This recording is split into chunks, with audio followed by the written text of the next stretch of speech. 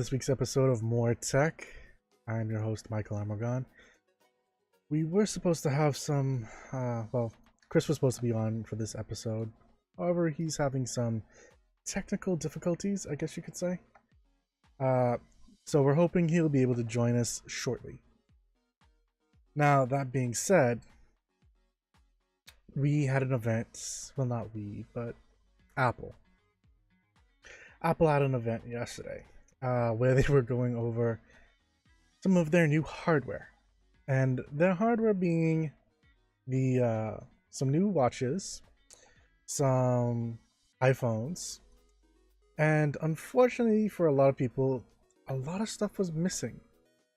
I know Vaquel in particular was quite upset with some of the stuff that they actually did not announce. And so before we actually get into it, I want to go over really quickly what all was pretty much what a lot of people thought were actually going to make this event.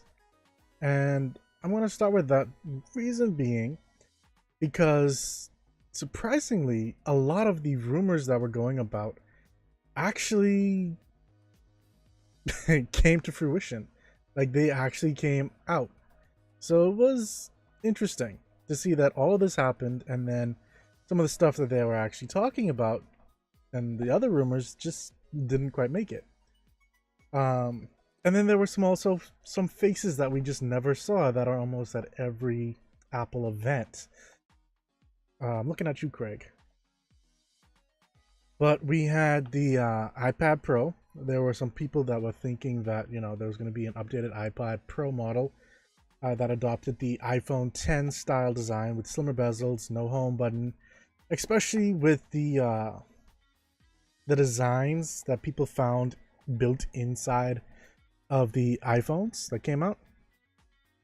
They were expecting to see the iPad version of those, and also including, well, the iPad Pro also gaining a true depth camera, which I'll be quite honest, I honestly hate tablet cameras. They have you ever gone to a concert or a meeting or anything like that where someone's recording and they are holding up their tablet like this and trying to like record the meeting or something like that? It's taking up more than their face, for starters. They are blocking someone's view more than likely, and forgive me for saying, but you just look dumb. Because dumb in the aspect because you're holding up this big gargantuan thing and recording, but not only that, the cameras in these things are typically not the best. Like, they don't really compare to smartphone cameras at all for the most part. If you can prove me wrong with that, please feel free to do so and let me know inside the comments. But so while we were expecting the iPad Pro to have some new designs, people were also hoping for the Mac Mini. They were saying for a refreshed version of that focused on pro users, where upgraded devices will include new storage, processor options, and also probably more expensive than previous Mac Mini products. They were also hoping for a low-cost MacBook Air device. That unfortunately also didn't come around. They were hoping in that aspect something that's a little bit more defined, since it seems that Apple's a little bit unclear on whether they want the MacBook Air family or the 12-inch MacBook family to become the de facto. They were saying some concrete details about the upcoming notebook can be gleaned over everything we've heard.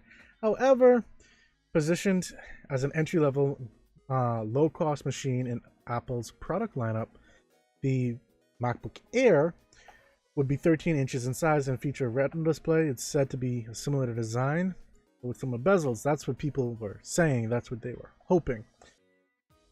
Didn't happen, at least not yet. Then there was the revamped version of the 12-inch MacBook that, you know, people were again hoping would have been a thing. Probably not, at least not for this keynote. There were the revised versions of the iMacs, and then the very weirdly scrubbing of the AirPower.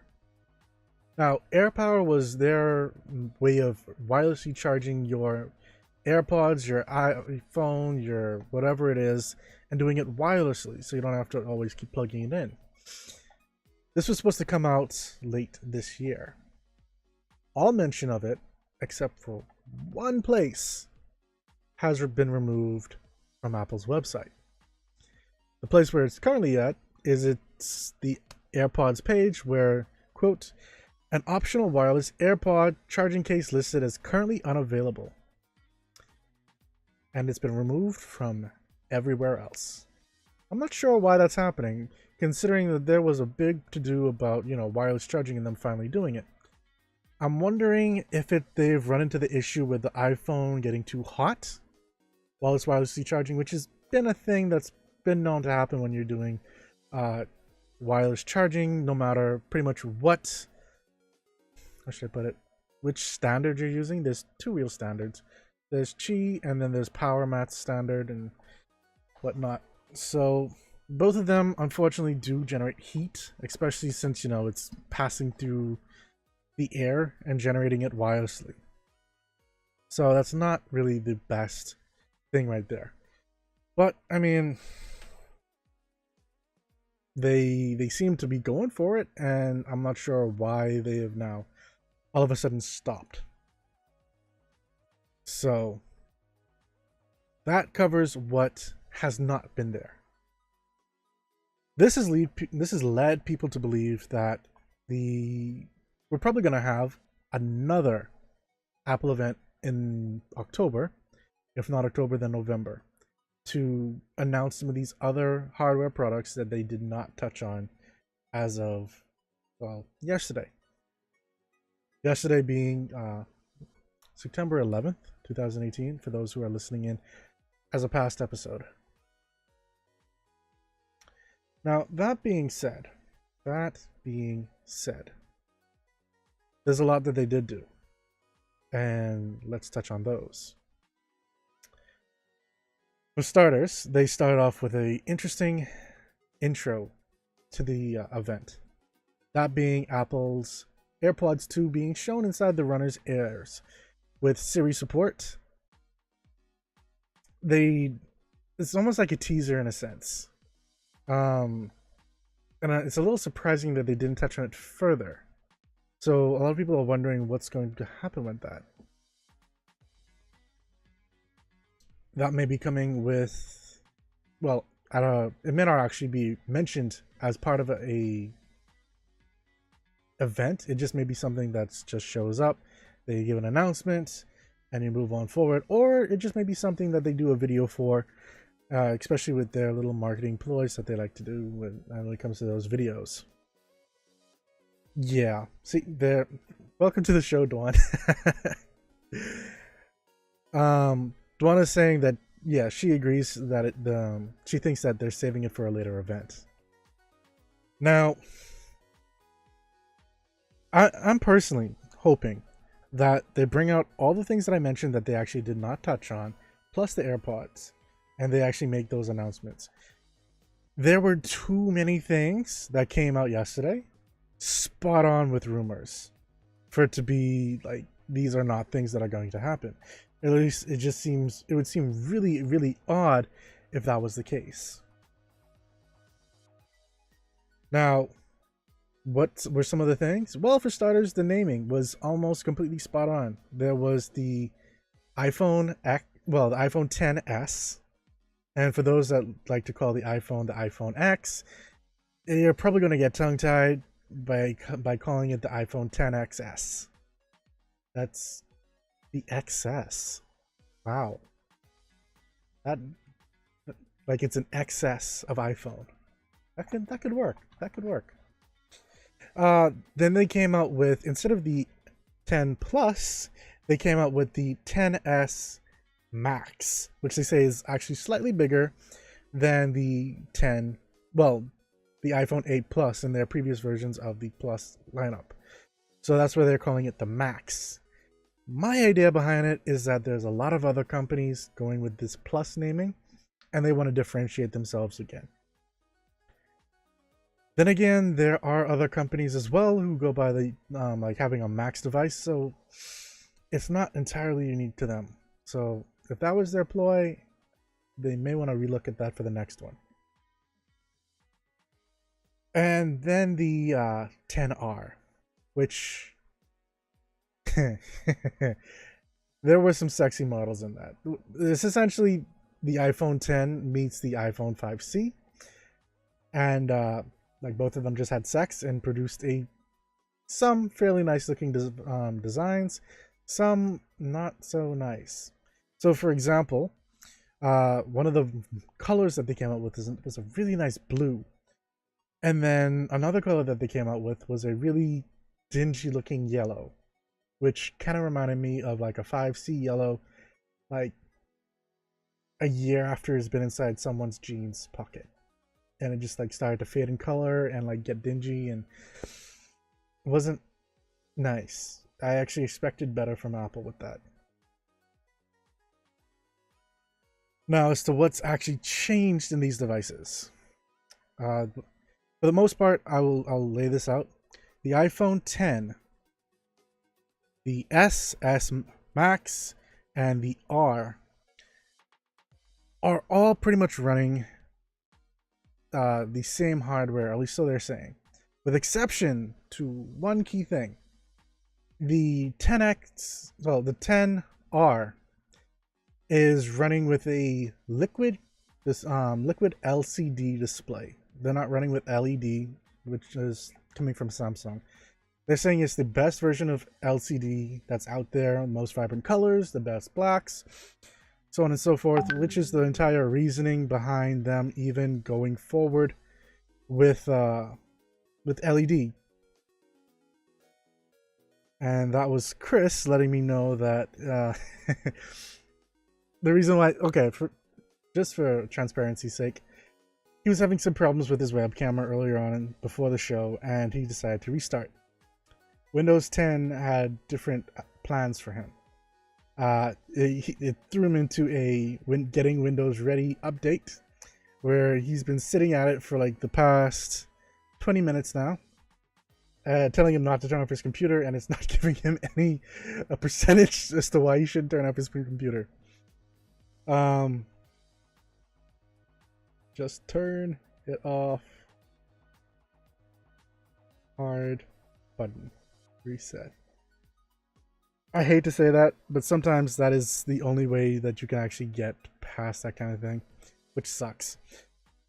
But yeah, getting back into it, that was pretty much the only real change between the hardware, between the devices.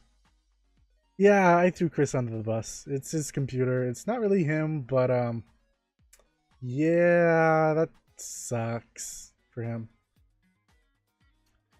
Oh yeah, and Vicky's not on for this episode. She's actually on vacation right now, so she should be back. Don't worry, we haven't gotten rid of her. Next week. She should be back next week. Hopefully. Now, what they were saying though, and what we typically find with the lesser versions of the iPhones, is that the hardware isn't necessarily as great. And that might be the case. They didn't get too in depth with the differences, but there were enough for us to actually know that, you know, the R is on the cheaper side of things, the more affordable side of things, and that's one of the things that they were kind of going for with this event, to try and show off that they have devices essentially for everybody. Devices ranging from $400 and something to $1,100 and something. So yeah, if you want that premium device like the 10s Max, be prepared to spend that extra amount of money. The model numbers again are like the 64, the 128, and the 256. So you're not really finding anything that's going to fight the Note 9's 512 internal storage. Well, at least not right here and now. So how do you really pick between them? Well, for the most part, if you're looking for size, they kind of go in size of that. Max obviously is the biggest size that you're going to get, followed by the 10, followed by the 10X, the 10R, and the 10S. Dwan's saying that she's glad that they're keeping in mind their customers, or at least trying, but it doesn't seem like there was much changes to warrant the cost. And I completely agree. The only real changes that we found with among all three of the devices for the most part was they said that they improved Face ID, so it has better accuracy and faster unlocking. At which point I am honestly a little wary with that, because with the last version of Face ID, they quite literally had to dumb down Face ID for it to unlock faster. Meaning that it wasn't checking for as many points as they initially said it would, just so, people don't wait as long. Plus the whole glasses thing. So I'm curious as to where this accuracy is coming from and where this speed is coming from, and if they are actually tied together. Like, do you need one for the other, or is it you have to turn one off? Then there was the A12 chip, which is their CPU/GPU processor chip. They mentioned this a lot, more than they probably should have. Essentially, what really warrants it is that they bumped up the cores in it, and they bumped up the cores in the neural processor. The neural processor being the important part, because, well, how should I put this? Apparently that's what they use to unlock the phone, for starters, using Face ID. That's how they use it to group people's photos together inside the Photos app. And for a lot of other Apple stuff that they use it for machine learning.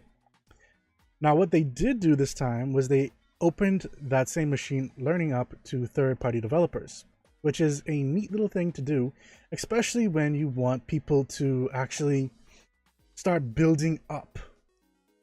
And that's the thing that really concerned me, because when you come to using that kind of system, what all are you going to really use it for? Sure, they gave an example. Thank you for hosting, Tally. They gave an example of it where someone used the neural processor engine to essentially use the camera to help build out learning how someone shoots their basketball shots, and learning from that to then say, okay, well, this is the height that they jumped at, this is when they released, this is the position, so it gives them raw data about how they're shooting. And so they can learn on when is their best shot, essentially. And that stuff is neat. But it's also very niche. And that's my real concern with it. There are only a few ways that you can really use something like this in today's current market. And most of those have to do with using the camera.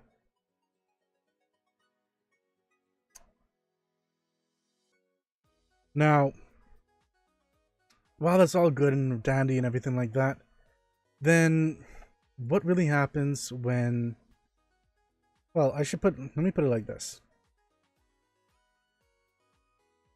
The world is coming to a place where neural engines and machine learning is coming to the forefront. Apple is trying, from what it seems like, their best to enable it, which is a good thing. But at the same point in time, when is it really going to take off? And if it doesn't take off properly, that could actually lead to a backlash, and that's what I'm really concerned about. Because then it just becomes some forgotten feature on the iPhone. And that's not what you really want. I know if I was Apple, that's not what I'd want. So, yeah, there's that. Next up was another thing that they took off from the 10R, which is probably one of the reasons why the price for the 10R is much cheaper than the 10S and the 10S Max, is there's no 3D touch anymore. at least with that device. It's now haptic. Haptic, as Chris would have said. He's apparently on the way of getting online, so you may see him shortly. But yeah, they pretty much went haptic happy, and essentially it's very similar to what the idea behind 3D Touch was, except that you have to press harder onto the screen, and so it uses that as a way to decide that, hey, you want to get more information from this. Ideally, this wasn't what was supposed to happen. Like, 3D Touch was supposed to be the way forward, and that's kind of surprising that Apple's going backwards on their words with this. And I'm surprised people are actually not really complaining about this. Like, it seems like it's... I made a joke during the event with some friends. And the joke essentially was, you know, Apple, hey, haptic touch is better than 3D touch. Let's use this going forward, yay! And then the Apple fans are like, but was it? Yeah, you know what? Never mind. Yeah, Apple, you're right. This is awesome.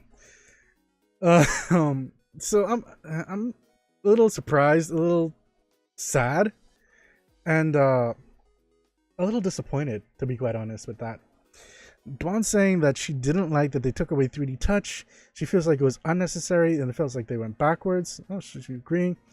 Jones Williams is saying, wow. Dawn's saying that people just accept what Apple does sometimes. They have their fan base completely brainwashed. LOL. By the way, thank you for following Jones. Well, no, well, you liked the video. I shouldn't say follow, but yes, thank you for liking the video. That said, and I'm not sure where Chris is. Let's see. Let me ring him. But yeah, I hope they change their way with this going forward, and it's not where they start like taking away features just to make affordable devices. I mean, sure, it's great that you're making an affordable device, but at the same point, at what cost? Like, you're literally dumbing down your experience just to try and make a market.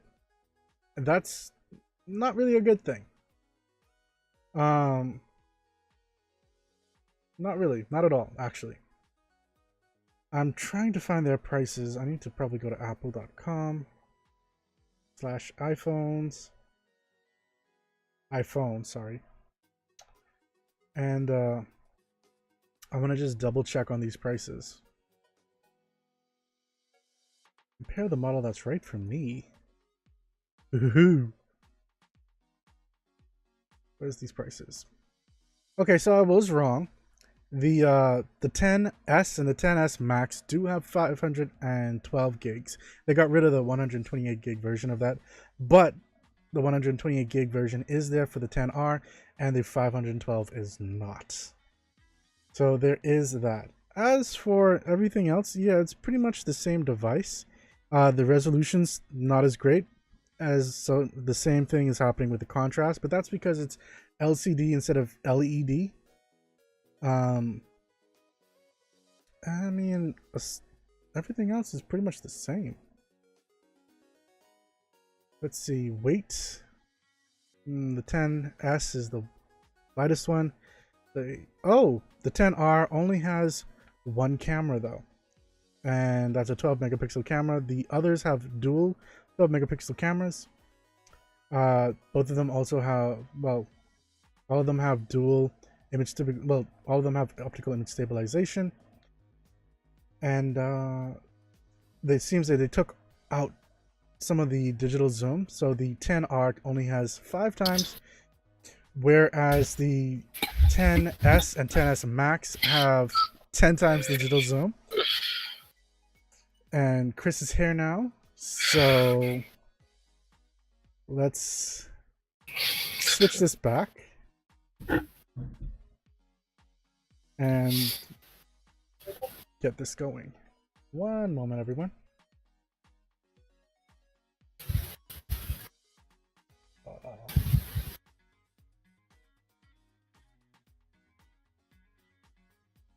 trying to get him on screen really quickly.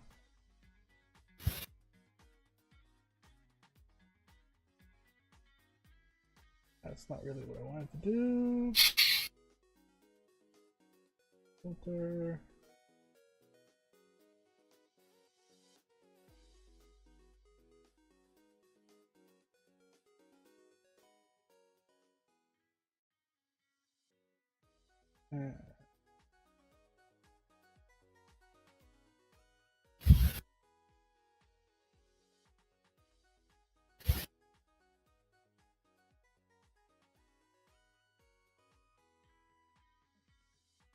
Okay. So now we're back. Chris is here. I was letting them know. By the way, welcome to the show, Chris. Thanks. I was just letting them know my disappointments with some of the stuff that had happened, including some of the stuff that they didn't announce, the AirPods 2 snippet, the rumors about the, well, this wasn't a negative thing, but the rumors of the actual naming being correct, the curiosities I have about their improved Face ID. And we were talking just recently about them taking away the 3D touch and switching it out with haptic touch on the 10R, and the surprise and non-surprise of people just accepting it.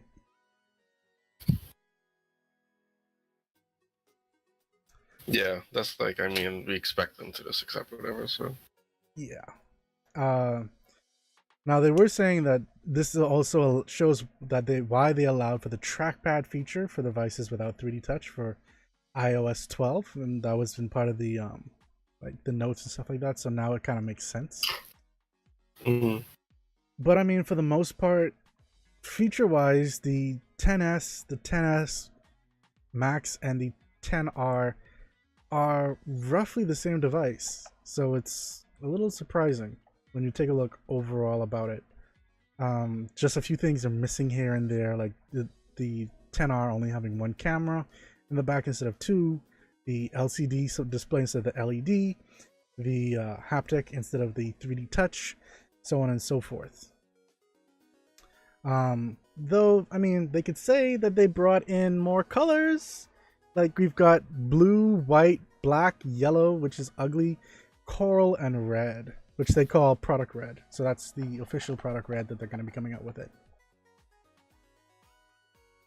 Yeah. Woohoo, colors. Big whoop.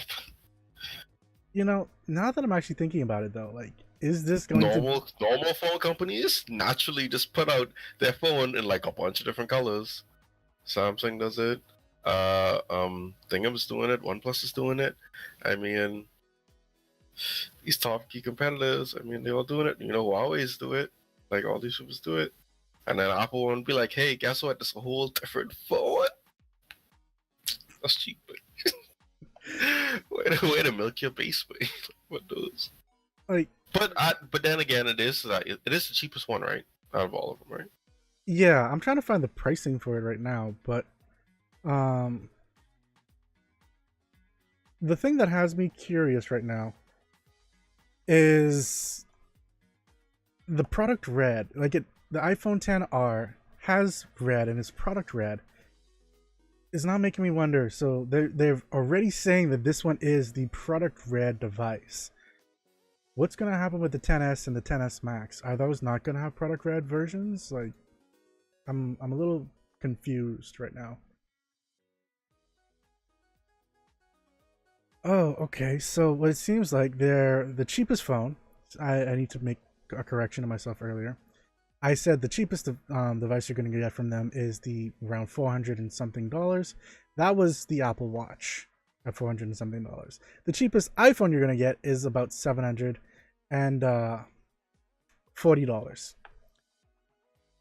And that's at 64 gigs. So there's that going for you. Like, yeah. The iPhone 7, though, is also $449. The iPhone 8 is $599. and apparently they're just stopping the old 10, and they're just switching to 10s, 10s Max, and the 10R. The 10s is from 749. The same is for the Max is 999, and sorry, 1099, and the R is actually not cheaper. It's $999. What? Oh, wait. No, I read You that wrong. serious? I read that wrong. I was going to say. I'm I sorry, was so folks. I read confused that just wrong. now. I read that I wrong. was like, what? The R is 749. The S is 999. Like, okay, that's my fault, folks. Yes. Because I was like, the R is definitely the cheapest one. Because I remember that. That's the only reason why I was like, okay, I guess it's fine that it came with like a whole new line to be their colors, because that would be their like economy, I guess, level line. Like, I mean, that's sad. If you're trying to raise your economy to like that high, that's a steep price. But that pricing's already high though. Like when you really think about that's what I'm trying to say. Like, I know that's what I'm trying to say. Like, that's very high. So for that to be like your economy, like, oh yeah, you want to be an average person, you need to be dropping $750 on a phone. But you know, people who still to this day is be like, they ain't spending more than $200 on a phone. I know people to this day who say that. And Chris, I know people who don't even look for more than $50. I mean, they aren't expecting anything great, but like they're looking for a phone for like 50, like around less than $100. Apple just trying to recruit elitists anyway, so it'll be fun. That's what it seems like. And even like the big media, like TV stations, like the news outlets are saying like it seems like they're trying to go back to their roots in like the high priced premium device. Yeah. With only 14 people had their phone. Yeah. Roughly. I mean, when you really think about it as well, that's kind of what led a certain narrative of a generation. Like, because Starbucks kind of got a boost from that because iPhone users liked Starbucks. And so they kind of became synonymous with iPhones and Apple and like premium and stuff like that. And so that kind of took off from there. And so I can see where trying to get back that leverage of saying we are top tier comes for Apple. I mean, they've kind of been pushing it for years now, but like now they're really pushing it. But do you know what the difference is between now and then? There weren't as many Android devices? There weren't as many Apple iPhone competitors. There are a lot now. A lot. It's a very, very competitive market. So, I mean, to think that we're like, oh, hey, you know, you can't really make yourself exclusive anymore. Because if they can buy your phone and you try to increase your price, your competitors can increase that price to match. And so, however, whatever kind of more premium device you feel like you're getting, they can do the same. And so, I mean, I don't know where they try to go. They tried to do it already when they jump up to $1,000 and it ain't work. So now they want to try to creep up again? Yeah. Anyways, the OnePlus 6T is coming out very soon. Without the headphone jack. So, that's fine. That's fine. No one else have it. Where am I gonna go? No one else have it, and I do not like Samsung software, so I'm not touching Samsung. So where I going? I mean, Samsung's doing pretty good with It their. don't matter what I get. I ain't gonna have it. I mean, you may want to start taking a look at Samsung again, like the Note 9. No. I looking at them Chinese phones. The Oppo, the Fine 10 or Fine X. Stop trying to throw shade at Apple. No, that's all Oppo. That's what they named the it's the X. For them, it's the X. Okay.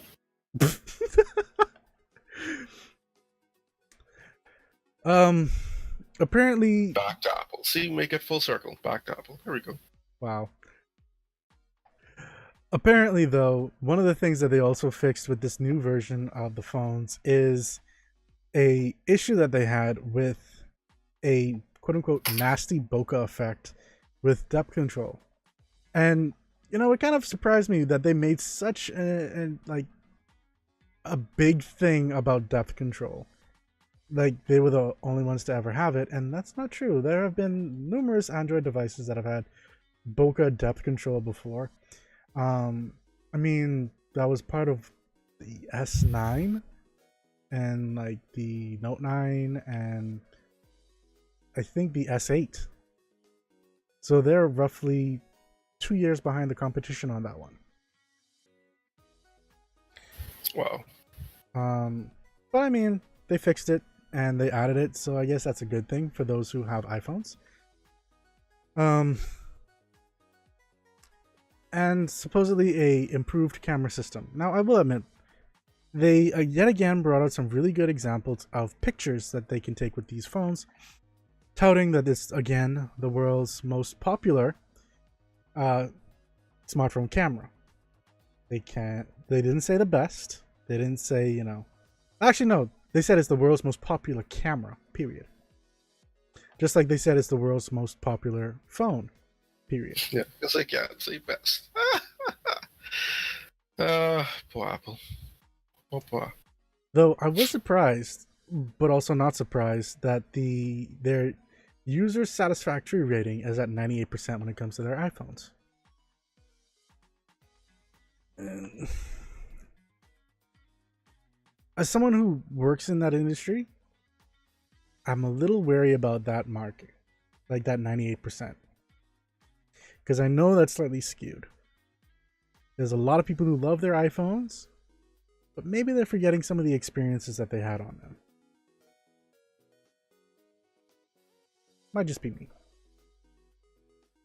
But overall, what was your take on the iPhones, Chris, that they brought out this year? I mean, yay, new iPhones with a minor spec bump, just to keep it in line with everything else. I mean, I like this. Their processor, I would say their processor did. I did like the improvements they made to their processor. I will not lie. But I always like the improvements they make to their processor. Like, their processor is probably one of the things that I think they're still doing very well with. And I'm like, you know what? Y'all need to pat those guys on the back, because that department is doing y'all good. Because their processors, every time I just be like, oh, okay, dumb name, but oh, this is nice. Like, this is nice. I like how this processor runs. Okay, yeah, I see what y'all doing. So I could get them for that. I really, when I heard about the processor and I was hearing them talk about it, I'm like, okay, this isn't too bad. It's not as impressive as other years, but it's still impressive. In its on its own. So I mean, it's impressive, but when they're just talking about 30% like bump and speed and stuff like that, if you keep giving like percentages like that, you really have to start taking a look at like the diminishing returns in a sense. So, for example, let's use 1 second. You have 30% faster than so it's now 30% faster than 1 second, which was the original model. 30% faster than that, 30% faster than that, 30% faster than that. At some point, you're going to like 0.001% of a change. Like, and they can 30. still say it's a 30% increase, but it's like 0.00% faster, like seconds faster. It's negligible. It's not really that great. And so, like, that's the thing that gets me. But them keep going for this. Like, there's only so much that you can really go by.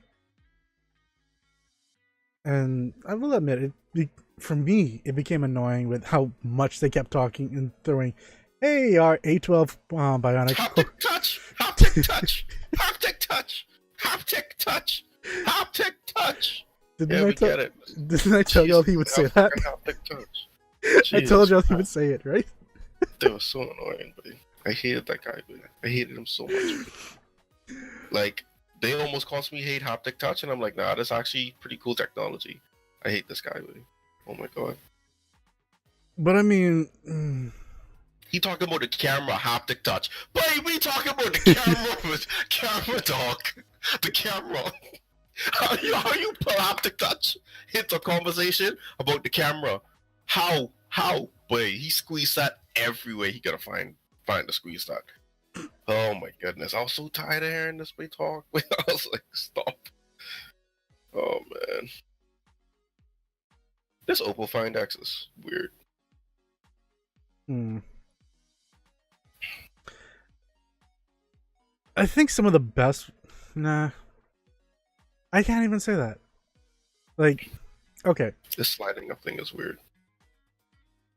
what's lighting up thing? On the X. Oh, yeah. They were going for WebOS with that, so that's kind of taking it from BlackBerry 10 as well, because WebOS took, and then BlackBerry took that and created BlackBerry 10, and so Apple's doing their version of it as well now. So it's just like a complete circle right now at this point. But they did talk about another device at the show before they actually talked about iPhones.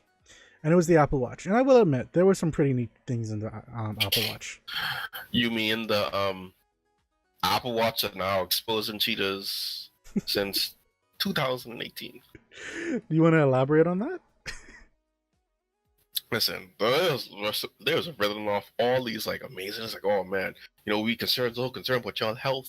We can make sure y'all are still on top of y'all health. So what we did is we upgraded the heart monitor, so now it can detect if your blood pressure gets too low, like something probably clearly wrong, so it could like alert whatever to let people know. It could know the changes, and like if your blood pressure gets too high, then it can know like the change in rhythm of your blood pressure. And I was like, hold on, change in rhythm. And all you have to do is just log in and connect it to your account. All kind of people could be getting cheating from the same Apple Watch. Wow. Wow. I'm honestly waiting for like the news coverage to start up and like, cheater found because of Apple Watch. Trust me. Ooh, cheaters could be hot. But I mean, they are really doing some really nice stuff with it though. Like, yeah, they are. The fact that you can actually that using the watch, it can. I don't agree. Oh come on, let's take a look at it. They're building it in so that sure, if something's happening with your heart, it could alert someone, and this is perfect for the elderly. It could alert someone who maybe has their phone. So just get them a life alert. They can't use that. But life alert doesn't do heart stuff. It's if you fall down. Oops, I fell down and I can't get up. Just me. If you have heart stuff, they gonna fall. Wow, Chris. Really? Wow, Chris. That is bad, man. Wow, dude. It's factual. It's factual. It is factual. What if they're sitting down and they're having a heart attack? They fall out the chair. What if they're leaning back in the chair? Okay, you have a point there. What if they're laying down? Well, I guess you have a point there. Point is, it's good to have, but if you cheat, or if you're planning on cheating, probably skip this one. Nah, that's fine. You can wear your watch. We lie. But I mean, if you, my example, let's say you have a grandma or grandparent or whatever it is, an elderly loved one. You have an iPhone, get them an Apple Watch, sync it to it. If you don't necessarily need to sync an Apple Watch to your device, this is a good way so it gets you alerts almost before it even does anything else. And it sounds so creepy.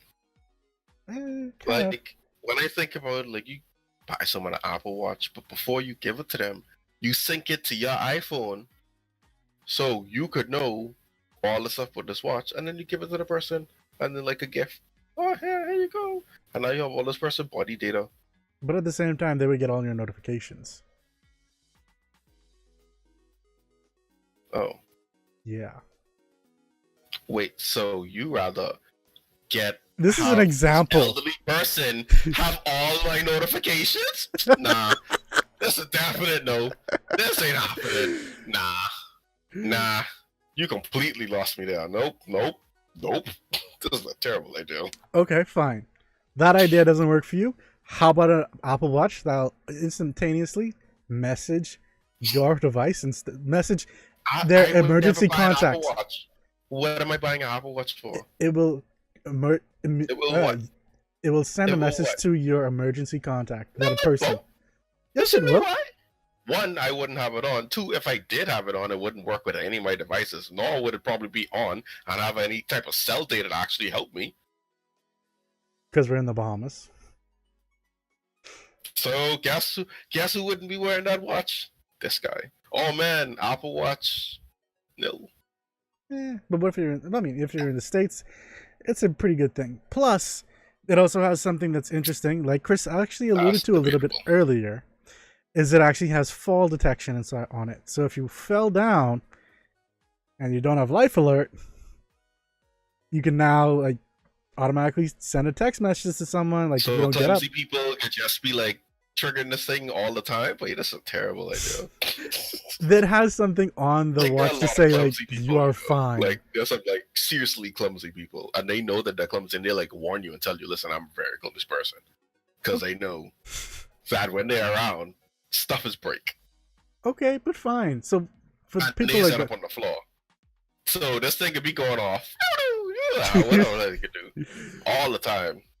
they have a certain period of time that they can actually press on it to stop it from sending off the message, though. Then why would you trust this thing? Turn it off, never turn it back on. Boom. Why would they do that though? Because it's annoying. Because you're clumsy, and every time you fall in this thing going off, why would I ever turn this back on? Nope. Because I'm a clumsy person. I turned it off in the first place because it was annoying. Why would I turn it back on? Okay, fine, fine. It now comes with a larger screen size, so the 40 and 42 millimeter screen sizes. So that's nice. Yeah, so you can burn out your eyes faster. Oh my god, really, Chris? Blue lights? Wow, dude. Oh man. But don't worry, if you have back to that one episode that was with the blue light. I think that was episode 42 or 43 of MOAR Tech. Yep. Mm-hmm. Yep. Apple trying to burn out your eyes. Listen to that episode. Stay woke. Stay woke, y'all. Stay woke. But what is nice is that you could actually swap out the bands that from any of the previous generations. They all fit on the new Series 4 watches. And it doesn't seem like there are any more of the Apple Edition watches. That's like low life loot. Like if a person have a band now, they can have it now. I mean, they don't need this new watch to get that band. Yeah, low lying fruit. Low lying fruit. No, yeah. That's you kick it on the side. That ain't even a point. Wow. Okay. That's just a fact of life. But I mean, it's still nice to have, don't you think? They have it now. They have the band now. So they can keep using it now. Oh, they can keep using it anyway. That's what I say. Even if they don't get the watch, it's still there. They don't lose nothing. They don't gain nothing either. Actually, they lose a band because they have to throw away that band in order to put on the new one. No, they lose they lose money as well because then they have to get the new watch. Well, I mean, at least they have a new watch, but they have the same band. The band is what they need, and the band is what they enjoy. So yeah, that push on the side. Anyway. Chris, I don't know who like upset you today so much. Don't upset me. Don't upset me. I'm in a great mood. I've been laughing and smiling this whole time. I'm in a great mood. Oh my gosh. Okay, one of the things that I really liked about it though was the new ECG detection on it. So you place your finger on the digital crown for 30 seconds and it actually reads the heart much like an EKG in a sense. And from there you can then print out how your heart has been acting and actually like give it to your doctor so they actually have that information on hand so they can see let's say you have heart palpitations or something like that. You can actually use this, record it while it's happening, and so they can use that information to then help you with your heart when you actually get to the hospital, especially if it's in a situation where your heart's already calmed down. There's some Batman stuff, y'all. Like this Batman level stuff right here. Like they could be using like the vibration. Remember, like in Dark Knight, what do you do? Y'all could be beacons for that. That's what y'all could be. Your Apple Watches walking around, just walking beacons for some Batman level. Do you think? There's no way. There's no way Tim Cook's Batman. Maybe he is. There's no way. There's no way. There's no way. Maybe he is. There's no way. There's no way. I'd be so disappointed. I take all of that back. I'd be so disappointed. Y'all ain't like Batman. I take that back.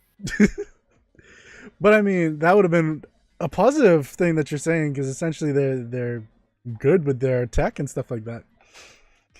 That would be a compliment. I take that all back. All of it. Gone. With the win. Wow. Well, I mean, much like beacons. Let's look at this Oppo 10. Oh Lord, Chris is losing focus. Another nice thing that they actually did is they bumped up the water and dust resistance on it a little bit, from IP67 to IP68, which is following in suit with some of the other high-end devices, so that you can actually submerge it into water for a little bit longer, 2 meters up for 30 minutes instead of 1 meter or something like that.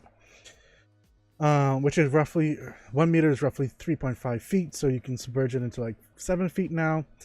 They again suggest, like, they've tested it in chlorine water, salt water, beer, apple juice, orange juice, stuff like that. Sure, if it gets submerged, it's submerged, but don't leave it in there. Wash it off. Shake it, let it dry. They quite literally say that during it. Please do not go swimming with your phone in your pocket. Please. Like, I have nightmares of seeing phones like that. Moving on.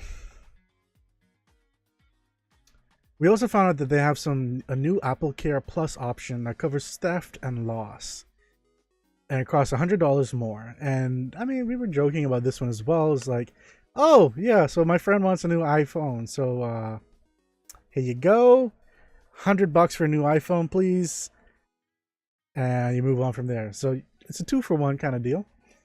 Do it once every year, and, you know, you should be fine. I do wonder how that's really going to work out, though. Like, I wonder if there are some clauses in there to prevent, like, an abuse of this. All I want to do is collect all these iPhones, use the parts to make new iPhones, and then sell the new iPhones to people. Listen, that's free material. Free material. Free material they're getting back. Literally free material. Literally they're saying, hey, give us your stuff and we for free, and then we can charge you later with a new iPhone. Oh, and remember these new iPhones coming out at what the price is? The cheapest $749. Nice. That's ridiculous. That is absolutely ridiculous.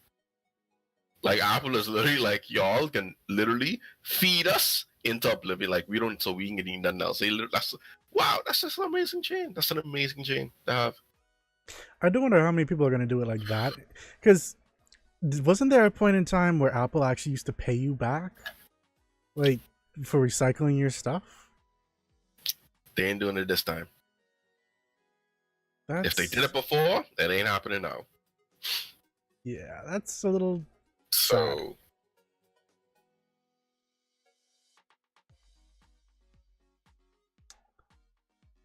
Oh.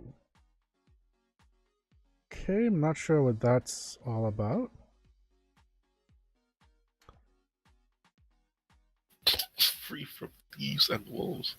Okay, well, someone started their crusade early and in the wrong room. Yeah, we're Noble Drew, Ali. Noble Drew.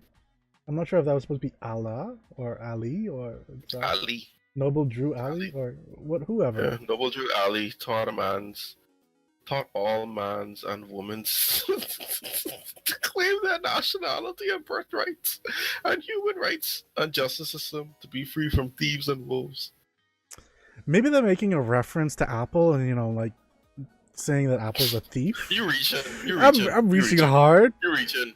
Don't stop. You're reaching. Yeah. Don't continue that. Don't do that.